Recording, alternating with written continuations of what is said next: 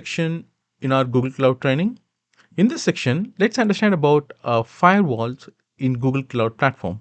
Okay, let's understand about this feature in detail in the upcoming videos. So before that, in this video, let's understand about the basic steps of firewall. Like as I said, before getting into the firewall features that's available in the Google Cloud Platform, let's have some high-level understanding about like what is firewall, how it works, and why it's important like that. Okay, and then from the next video, let's get into the firewall features that's available in the Google Cloud Platform. So in order to understand about it, let's use this sample diagram. All right, so just consider that this is your firewall. All right, so basically what is firewall? A firewall is a first line of defense in the network security. Okay, so it separates it has established a barrier, and it separates your trusted internal network from your external untrusted network. So generally internet, it's not essentially meant to be internet, but in most of the cases it would be internet.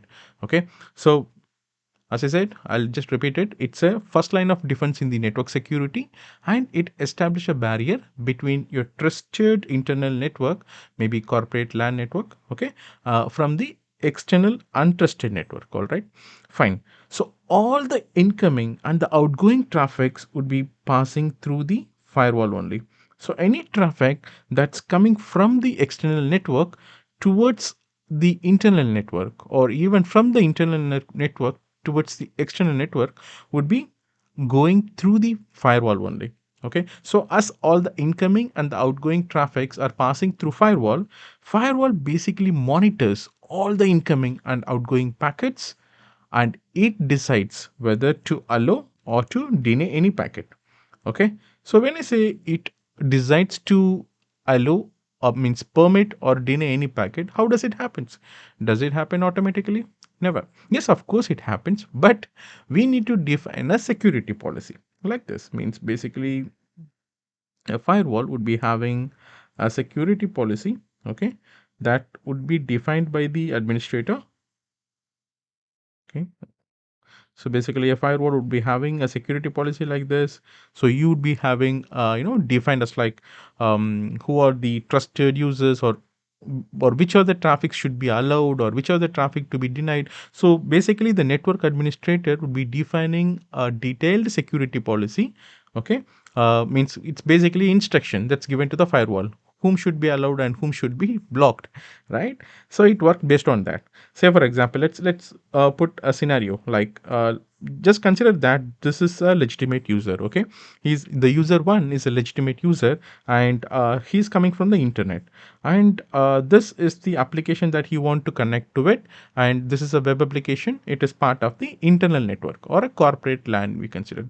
So the reason why I'm taking a corporate LAN or internal or an external network is the general functions of firewall remains the same, whether it can be on premises or it can be a cloud. Okay, so the general functions of a firewall is same, and once you have the basic understanding of a firewall, it's very easy to correlate how it works in the cloud as well. All right, so the reason why I'm taking in the on premises, it's easy to understand. Okay, because just now we are starting from the cloud, right?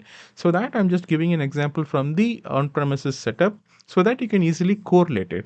All right, maybe in the end of this video we can just change it to the means nothing but your internal network is your cloud. Okay, just consider in that way.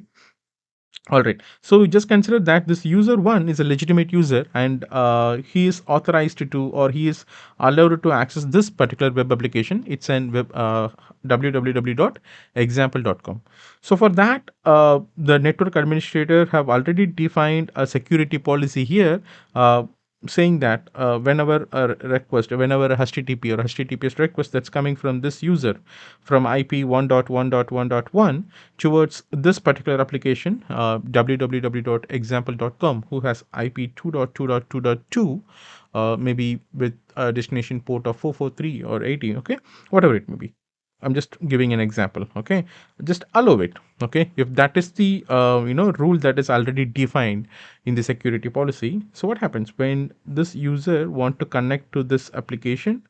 okay, post to this DNS resolution and all. Once he get the IP address of this exact thing, the request from the user, maybe over the internet, it would be going through the firewall. Okay, it cannot bypass the firewall, it would go through the firewall.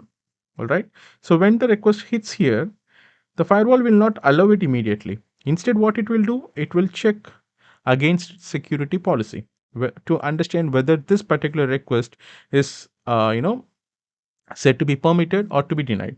As I said earlier, we already have a permit rule that's already defined here. So this particular traffic is allowed to pass in.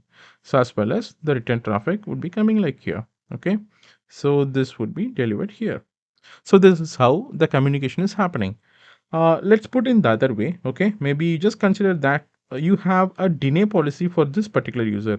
Okay, you have defined a security policy here saying that when a user 2 with the IP 1.1.1.9 want to connect to this 2.2.2.5, deny it. Okay, because he is not authorized to connect to this particular application, so you deny it. So if you have such a kind of an rule here, so in that case, when this particular user is trying to connect to this application, web application, okay, when his request is coming in this way, once it reaches the firewall, as I said, all the incoming and the outgoing traffic from this network to the other network, means the external untrusted to the trusted internal network. Okay, all the traffic incoming and outgoing will be passing through the firewall. So in that case, once the request is coming here, that request would be checking with the existing security policy. As you already have a deny policy here, to deny, to block this request, immediately firewall will drop it and it will never allow the traffic to pass in.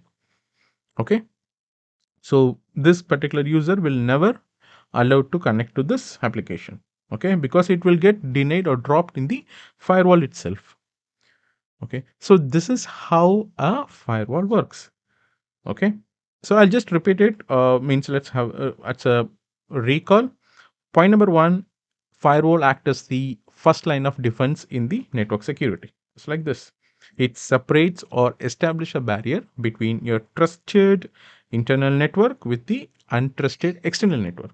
Okay, and all the incoming and the outgoing traffics will be passing through the firewall. The firewall will be having a defined set of security policies, and based on that, it decides whether to allow any packet to pass through it or to deny it. Okay, so this is all about the high level understanding of firewall. As I said earlier, you can easily correlate it with your cloud as well. Maybe you can just consider this internal network as your cloud, and maybe GCP. Okay, and the external network, as I said, it could be in internet also. Okay, so it is the functions of the firewall is as common for both the on premises as well as the cloud network. Okay, it works in the same mechanism only. All right, so let's have some basic definitions or basic understanding about the firewall that's available in Google Cloud.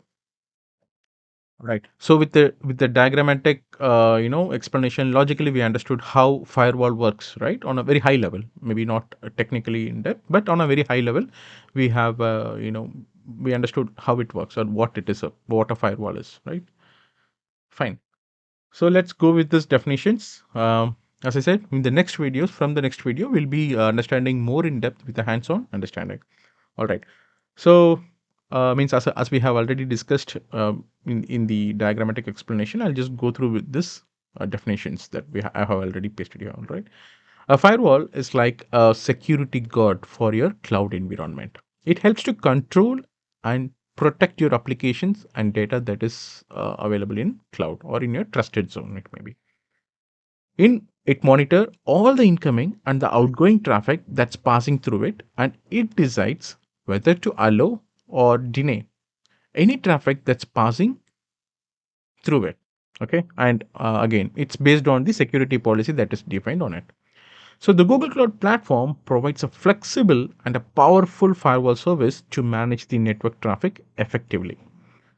So the GCP Firewall gives the privilege to define a security policy based on multiple parameters like IP addresses, protocols, accounts, and port, and so on. It's not limited to only these parameters. There are multiple things we can do. I'm sorry, there is some spelling mistake here. Just ignore it. All right. Firewall rules specify what kind of a traffic is allowed or blocked. They are applied in order of priority. So you can control the flow of traffic precisely.